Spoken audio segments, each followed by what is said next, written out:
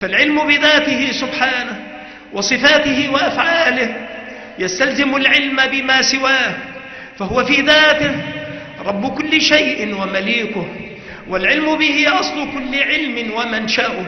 فمن عرف الله عرف ما سواه، ومن جهل ربه فهو لما سواه أجهل. فمن تأمل أسماء الله وصفاته وتعلق قلبه بها فتح له ذلك من المعارف والعلوم أمورا لا تخطر على باله، وهذا باب عظيم قل من استفتحه من الناس، ولتكن أنت وفقك الله تعالى ممن سلك هذا الدرب ففتح له هذا الباب.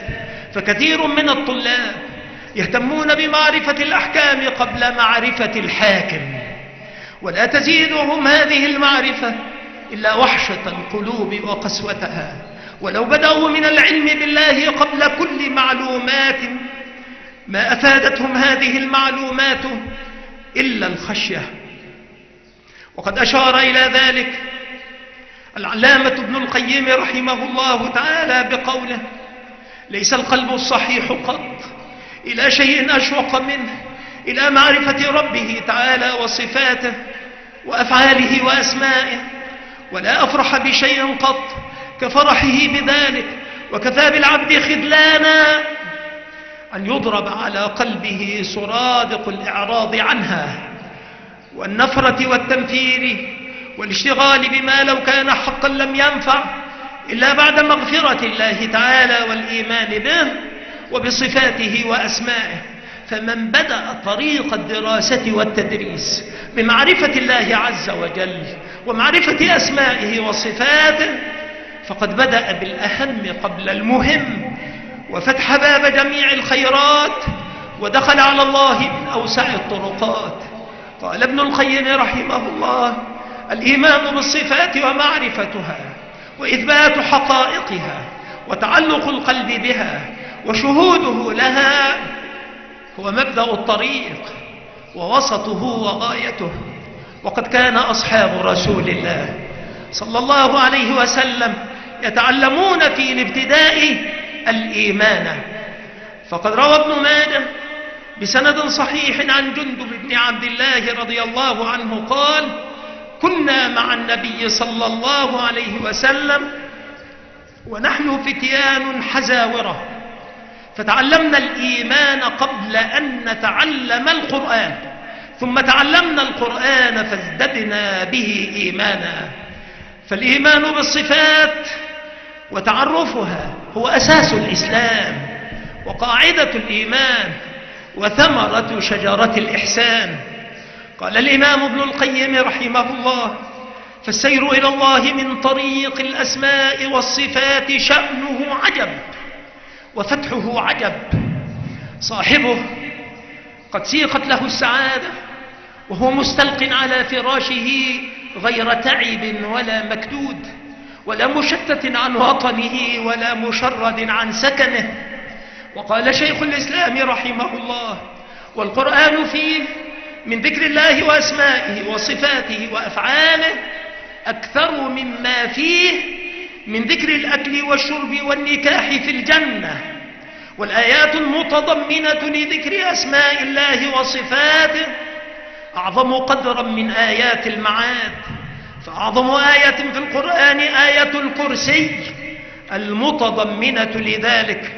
وأنت إذا تدبرت القرآن وأجرته من التحريف وأن تقضي عليه بآراء المتكلمين وأفكار المتكلفين، أشهدك ملكا قيوما فوق سماواته على عرشه يدبر أمر عباده، يأمر وينهى ويرسل الرسل وينزل الكتب ويرضى ويغضب ويثيب ويعاقب ويعطي ويمنع ويعز ويذل ويخفض ويرفع، يرى من فوق سبع ويسمع، يعلم السر والعلانية، فعال لما يريد، موصوف بكل كمال، منزه عن كل عيب، لا تتحرك ذرة فما فوقها إلا بإذنه، ولا تسقط ورقة إلا بعلمه، ولا يشفع أحد عنده إلا بإذنه، ليس لعباده من دونه ولي ولا شفيع.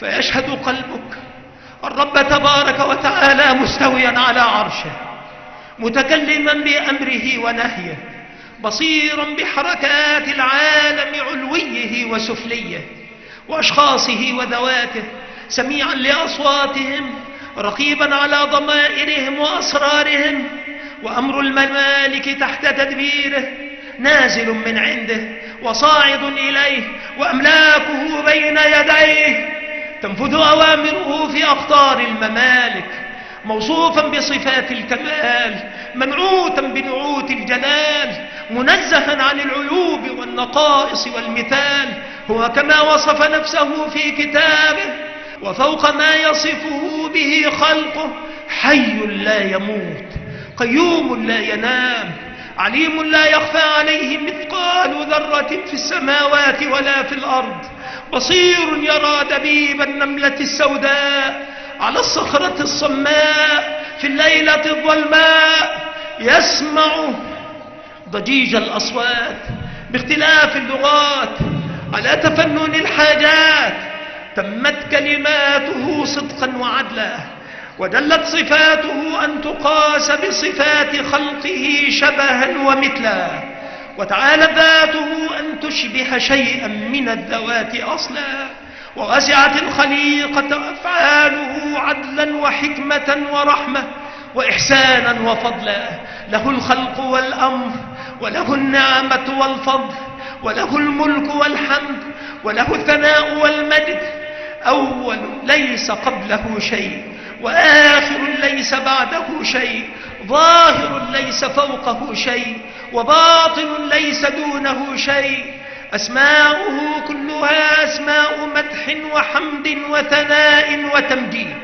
ولذلك كانت حسنى، وصفاته كلها صفات كمال، ونعوته كلها نعوت جلال، وأفعاله كلها حكمة ورحمة ومصلحة وعدل، كل شيء من مخلوقاته دال عليه ومرشد لمن رآه بعين البصيرة إليه. لم يخلق السماوات والأرض وما بينهما باطلا، ولا ترك الإنسان سدى عاطلا، بل خلق الخلق لقيام توحيده وعبادته، وأسبغ عليهم نعمه ليتوصلوا بشكرها إلى زيادة كرامته.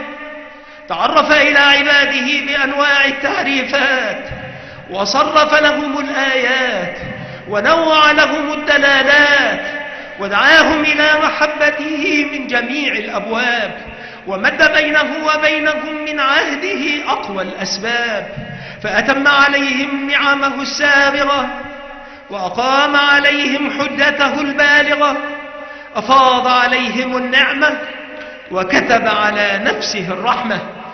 لو نظرت في كتاب ربك جل وعلا نظرا صحيحا، وأخذت الأسماء والصفات على هذا النحو الذي مر ذكره، وأفاض الله عز وجل عليك معرفة بها، وإلماما وإحاطة ببعض معانيها ودلالاتها، رأيت ذلك كذلك، وإلا فأنت محجوب عن ربك، محجوب عن فهم كتابه وكلامه.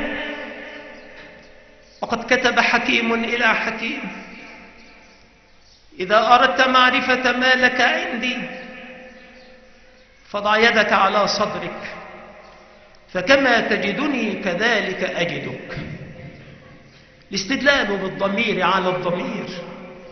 قالوا: إياكم ومن تبغضه قلوبكم، فإن القلوب تجاري القلوب. وقال ذو الإصبع: لا أسأل الناس عما في ضمائرهم، ما في ضميري لهم من ذاك يكفيني. وقال الوراق: لا تسألن المرء عما عنده، واستمل ما في قلبه من قلبك، إن كان بغضا كان عندك مثله، أو كان حبا فاز منك بحبك.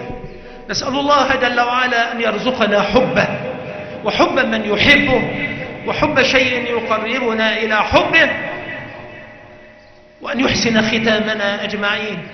وصلى الله وسلم على نبينا محمد وعلى آله وأصحابه. ومن تمسك بسنته واتبع طريقته إلى يوم الدين.